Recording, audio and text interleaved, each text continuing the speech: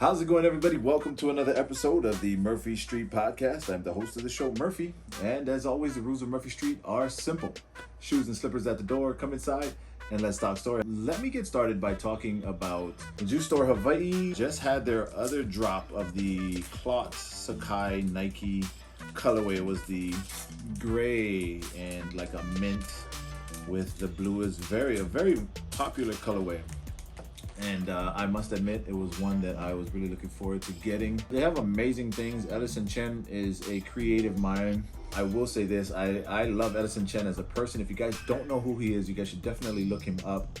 He's what's hot right now. It's, between him and I'll say Fragment. And in Edison's defense, I am a big fan because he also does Star Wars with the 3125C line. He also has Emotionally Unavailable and a couple other lines. But let's jump to October 8th was the debut of the new James Bond movie, No Time to Die. And I'll be honest with you guys, I haven't seen it.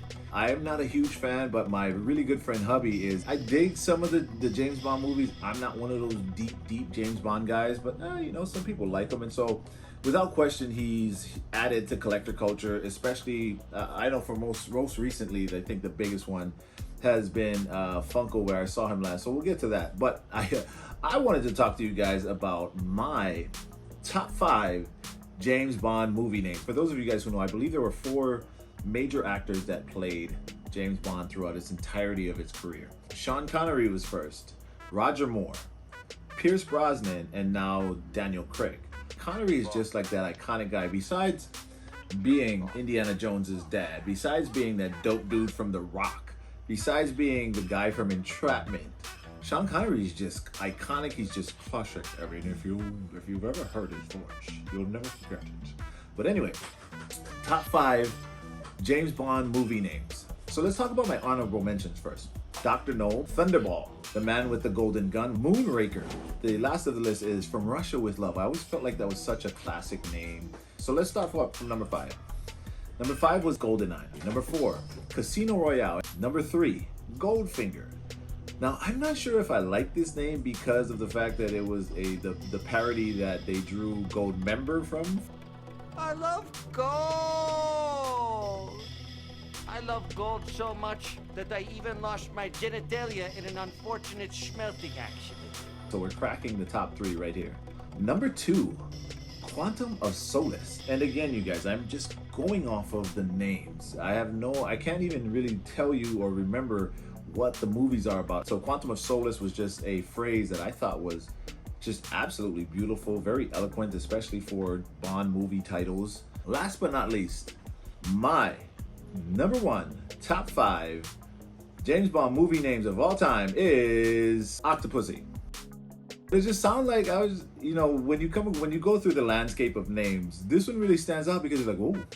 Between the 70s and 80s is pretty much the only time you're getting away with naming your movie Octopussy. Like, I have no idea how that came to be, but it was a thing. If there's anyone that strikes you that I didn't mention, I'd love to hear about it in the comments, so share with me on that. The last Daniel Craig movie had a whole line of Funkos that came with it, and it was cool. The one thing that James Bond is synonymous with or for are his cars. And so they did have a series in which I want to say they have a Pierce Brosnan with a black Mercedes. We'll end it on that. Now, you guys, I don't know if you guys saw my post on Instagram, my story post, because I asked the question, what does Southwest Airline and Disneyland Paris have in common? Don't worry, I'll wait. The answer is, the other day, Southwest Airlines had to cancel numerous flights because it was their drop dead date for people who didn't have vaccinations. And I believe somewhere north of 800 or so employees walked off the job in a protest.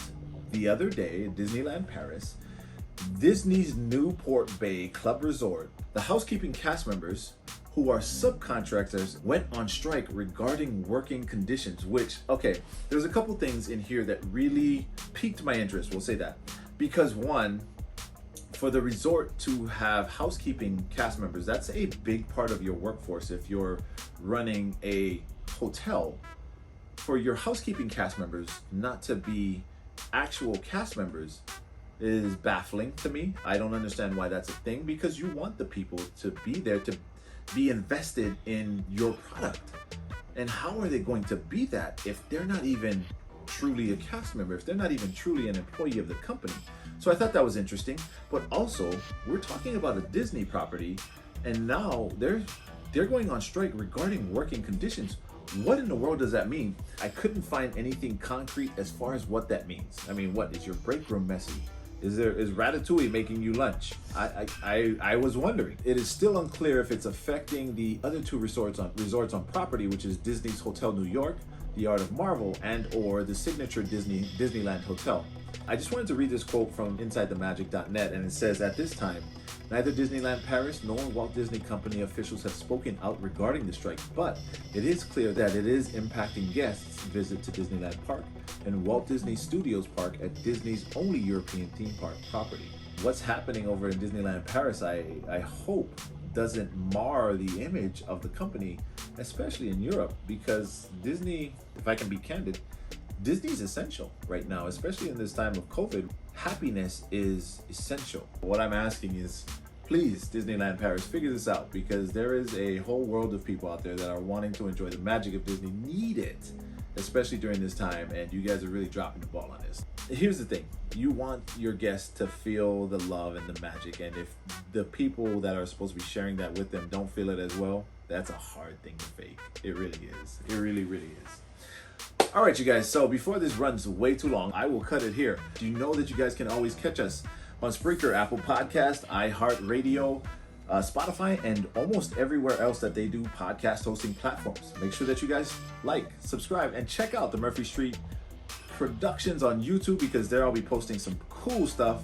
I do still have the secret episode with the blue Power Ranger that we're gonna let out, but make sure that you guys subscribe. Other than that, make sure that you guys follow us on Instagram. It is Murphy Street 808 MURPHYSTREET 808. Like I said, thank you so much for joining me. And until I see all of you guys next time, thank you again so much.